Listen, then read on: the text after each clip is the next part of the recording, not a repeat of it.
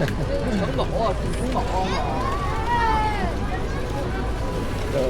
can squeeze in. Alrighty. It's for your birthday. Okay. Good morning and welcome aboard a replica of a 1916 American LaFrance Fire Engine. We'll be motoring down Main Street at about 5 miles an hour, so please keep your arms and hands inside the vehicle and please remain seated. Since we are a fire engine, feel free to ring a bell as we motor down Main Street. This vehicle's been here since 1958. It was Walt Disney's favorite vehicle. He used to drive it around the park. It was built at the Walt Disney Studios in Burbank, California, and was designed by Bob Gurr. All of the vehicles that you see on Main Street were designed by Bob Gurr, hence they're known as the Gurr-mobiles. All you gotta do is flip underneath. Towards me. There you go. This is a one-way trip to Sleeping Beauty's castle. Here we go.